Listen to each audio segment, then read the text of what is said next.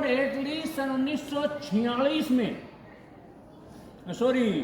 सन 1956 में भारत आए थे। अपने करते रहते हैं, विजिट करते हैं, कोई 15 अगस्त को बुलाते हैं, 26 जनवरी को बुलाते हैं। तो 1956 में जब आए तब एक पत्रकार ने पूछा, बड़ी मतलब फैक्ट, ये इतिहास में बताई नहीं जाती चीजें, ये उनसे ये पूछा गया कि आप दूसरा विश्व युद्ध जीत गए थे और भारत में आपके विरुद्ध कोई ज्यादा आंदोलन भी नहीं चल रहा था 1947 में, फिर भला आप भारत को आजाद करके चले क्यों गए यहां से? तो उन्होंने साफ साफ बताया था, ये अंग्रेज लोग होते हैं, समय के पाबंद होते हैं, बात को सही बोलते हैं, सच्चे भी होते हैं, ऐसा नहीं है कि हिंदुस्तानी सच्चे नहीं है, लेकिन वो स्पष्ट कहने में विश्वास रखते हैं। साफ कह दिया कि हम सुभाष चंद्र बोस की वजह से गए थे,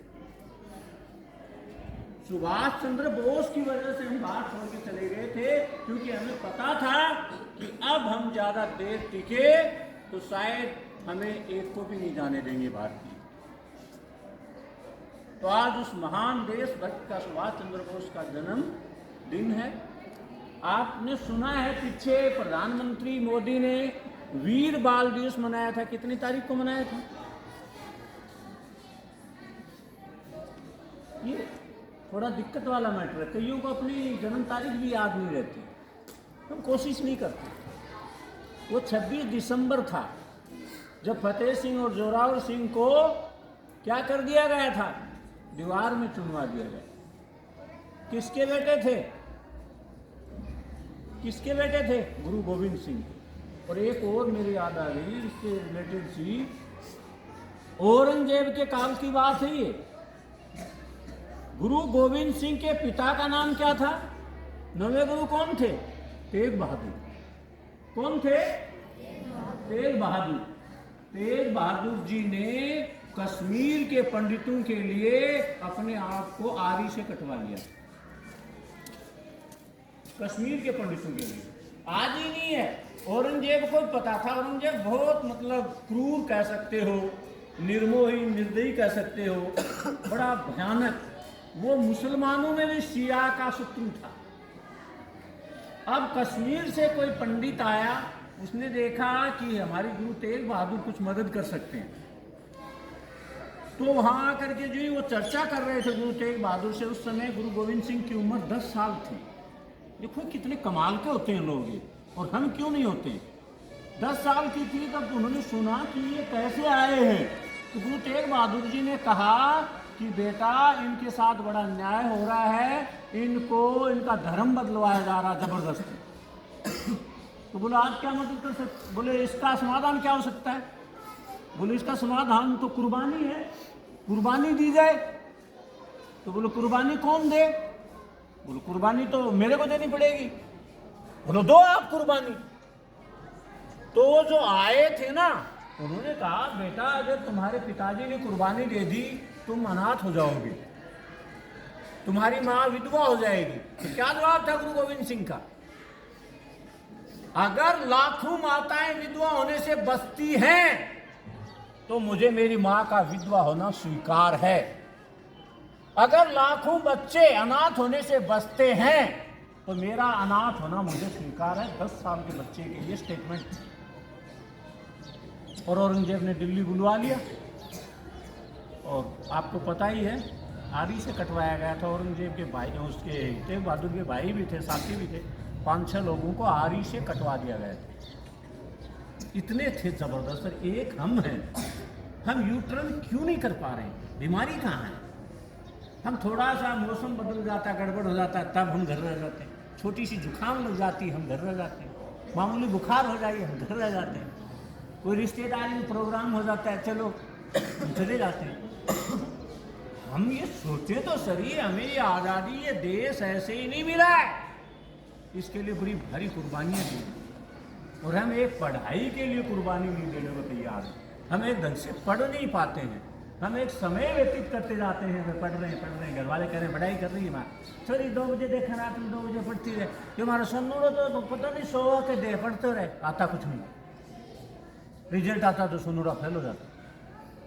थोड़ा सोचो, तुमको तो बताया जा रहा है, तुमको किस टाइप से पढ़ना है, गुरुजन बताते हैं, हम भी बताते हैं। आज एक देश की मतलब चर्चा सुनो आप, बहुत गजब का मामला है। जब से मैंने उसके बारे में पढ़ा, मैं बड़ा उत्साहित था कि मैं बच्चों को बताऊंगा, मैं बच्चों को बताऊंगा ये चीज। आप सुनिए, एक और प्रसंग है। ईश्वर को धन्यवाद दें कि आपके पास खुशी की 9 वजह हैं। 9 नहीं, सैकड़ों भी हो सकती, 9 नहीं सैकड़ों भी हो सकती हैं, लेकिन हम वो सारी चीजें होने के बावजूद भी परेशान हैं। सुनो, खुश रहें, आप देख सकते हैं। मैं कह रहा हूं ना कई बार, आपके पास क्या कमी है, कहीं कोई दिक्कत नहीं है।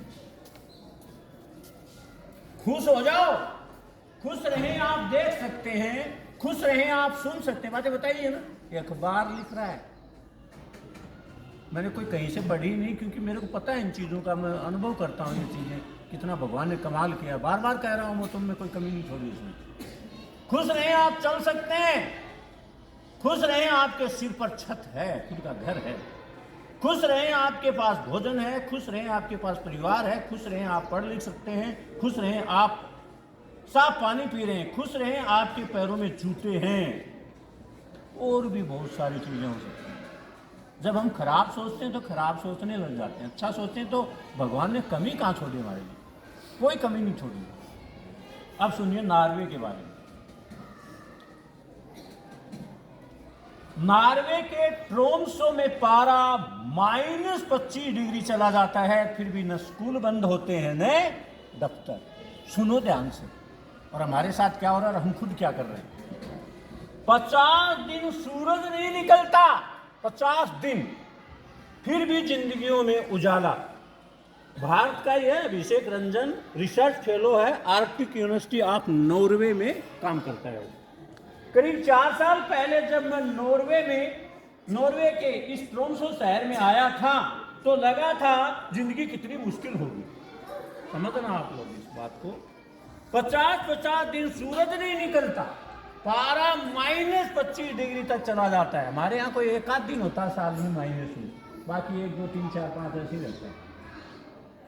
बर्फ पर फिसलने से चोट लगना आम बात है। जमी रहती है बर्फ, -25 में 0 पे ही तो शुरू हो जाती है। अंधेरे में एक्सीडेंट बहुत होते हैं, चीजें बहुत महंगी हैं। ये ऐसी जगह कैसे रह पाऊंगा, कौन सोच रहा है, अभिषेक रंजन। मगर ये सिक्के का एक पहलू है, कई बार नेगेटिविटी में पॉजिटिविटी भी होती है। सिर्फ नजरिया बदलने की जरूरत है, नजारा खुद बदल जाता है। ये है रिपोर्ट पढ़ने के बाद गारंटी है कि आपको भी ये तो जरूर लगने लगेगा कि काश मैं भी यहाँ जा पाता, या फिर यहीं बस भी जाता, जैसा कि अब मुझे महसूस हो रहा है। करीब 70,000 की आबादी है। करीब 70,000 की आबादी वाले शहर का दूसरा पहलू यह है कि ये चारों तरफ ऊंचे पर्वतों से घिरा हुआ है। बीच में समुद्र है, आसमान में अरोरा यानी कुदरती रंगीन लाइटें, अपने आप लाइटें होती हैं, और दोनों किनारों पर बसी आबादी का नजारा देखते ही बनता है। जिन 50 दिनों में यहाँ सूरज नहीं निकलता, उससे पहले लोग विटामिन डी कमी हो जाती है, आपको पता है, नेचुरल रूप से मिलता है। हमारा देश तो कमाल का है। यहाँ लेह लद्दाख में टेम्परेचर -20-30 डिग्री तक भी चला जाता है। वहाँ राजस्थान में 48 डिग्री तक भी टेम्परेचर हाई हो जाता है। वहाँ माइनस, यहाँ प्लस, सारी तरह की चीज़ें हैं। तो भारतीय लोग कहीं भी टिक सकते हैं, कुछ भी कर सकते हैं, और हम कर क्या रहे हैं वो हमें सोचना है। विटामिन सी और ओमेगा बी 12 के सप्लीमेंट जुटा लेते हैं, यानी 50 दिन जब सूर्य ही नहीं निकलेगा तो इन चीज़ों की कमी हो जाएगी, विटामिन डी की, सी की, ओमेगा की, तो पहले से वो अपनी उपलब्ध करवा लेते हैं। ओमेगा बी 12 के सप्लीमेंट जुटा लेते हैं ताकि शरीर में जरूरी चीज़ों की कमी न हो। सभी लोग रोज घर में कुछ वक्त LED लाइट्स को देखते हैं ताकि शरीर में सूरज की रोशनी की कमी पूरी कर सकें। पेड़ पौधों के सामने भी यही लाइट्स लगाते हैं ताकि वे जिंदा रह सकें। बर्फ पर न फिसलें, उसके लिए साइक्स लगाते हैं। बाहर निकलते समय रेट्रो रिफ्लेक्टर पहनते हैं जो बाह में लगा हुआ रहता है, लाइट से वो चमकने लग जाता है, दिख जाए, एक्सीडेंट नहीं। लाइट पड़ते ही चमकने लगता ताकि एक्सीडेंट ना हो। सर्दी हो, गर्मी हो, बर्फबारी हो या बारिश, यहाँ स्कूल, कॉलेज और ऑफिस का वक्त नहीं बदलता। सुबह 8 से 4 बजे, 8 घंटे स्कूल लगता नौरी में, हमेशा सुबह 8 से 4। ये नहीं कि गर्मी आ गई 15 दिन बाद आगे करेंगे, पीछे करेंगे। अरे बकवासबाजी में ऐसा ही हमें बना देते हैं। इनकी टाइमिंग सुबह 8 बजे से शाम 4 बजे की रहती है। लोग पूरी जिंदा दिली से जीते हैं, पैसों के बारे में तो सोचते भी नहीं, बचत नहीं करते, क्योंकि इलाज, पढ़ाई का खर्च सरकार उठाती है। इलाज, बीमार हो गए तो सरकार इलाज करेगी, पढ़ रहे हो कितनी तक भी सरकार खर्चा उठाएगी। ड्राइवर और क्लीनर जैसा काम करने वाले भी हर महीने 2.5 से 3 लाख रुपए कमाते हैं। क्लीनर मानी साफ सफाई करने वाले, और ड्राइवर 2.5 से 3 लाख रुपए हर महीने कमाते हैं नॉर्वे के लिए। क्योंकि विपरीत परिस्थितियां हैं तो आपको मिलेगा भी बढ़िया। एक सिनेमा हॉल है जहाँ अलग अलग भाषाओं में फिल्में लगती, जिनमें अंग्रेजी में सबटाइटल्स होते हैं। हाल ही में लाल सिंह चड्ढा वह RRR भी लगी थी, हमारे देश की फिल्म है। यहाँ क्राइम न के बराबर है। अगर आपका पर्स बस में गिर जाए तो संभवतः वापस मिल जाएगा, अगर उसमें कोई एड्रेस है। और ये काम है, पेन, पेंसिल, कॉपी तो चुराते रहते हैं, बड़े भारी ये होता है। भी मैं कहता हूँ कई बार भगवान भरोसे देश चल रहा है, हम इसका सत्यानाश करने में कोई कमी नहीं छोड़ते। कहीं थूक देते हैं, कहीं पेशाब कर देते हैं। हमारी पार पड़े तो दूसरे घर में लेटरिन कराए, इतने खतरनाक लोग। कैश का कोई झंझट नहीं है, सब कुछ डिजिटल है, कैश लेके नहीं जाना पड़ेगा। हिस्सा तो दूर की बात है, लोग चिल्लाते भी नहीं, जोर से बोलते नहीं, इतना बढ़िया वहाँ। ज़्यादातर लोगों के पास ओडी, करोड़ों की कारें हैं। ओडी, मर्सिडीज, टेस्ला, जो 2-2, 2.5, 3-3 करोड़ की कारें ये हैं उनके पास। और अपने यहाँ कोई सेकंड हैंड ले आए 45,000 की कार, तो वो पूछ मरोड़े घूमता रहा कार में। ओडी, मर्सिडीज व टेस्ला जैसी लग्जरी कारें हैं उनके पास, और भी ज़्यादा है। लेकिन समय को ध्यान में रखते हुए मैं सिर्फ ये कह रहा हूँ आपसे कि आप लग जाओ, बस आप क्रिएटिविटी में जुट जाओ, चित्र बनाने लग जाओ, लिखने लग जाओ, लिख लिख करके पढ़ना सीख लो, राइटिंग सुधार लो, तमाम तरह के काम आप। बस आपको यू टर्न करना है उधर से, जहाँ तो कर रहे हो जिसका आपको नुकसान ही नुकसान है, उससे हट जाओ, दूसरी साइड में लग जाओ। बस तो कमाल के अलावा कुछ होगा ही नहीं, फिर मज़ा आने लग जाएगा। मैंने कहा ना, लगातार जो भी काम करते हैं उसमें फिर मज़ा आने लग जाता है। और जिस दिन जिस काम में मज़ा आने लग जाता है वो आला दर्जे का है। चाहे मज़ा चोरी में आ रहा है तो सुपर चोर बन जाएगा, अगर पढ़ाई में आ रहा है तो पढ़ाई में सुपर हो जाएगा। बीच में नहीं अटकेंगे वो, जहाँ मज़ा आ रहा है ना वो फिर मज़े की ओर ही बढ़ता है, अंतिम चरम स्थिति को वो छूता है।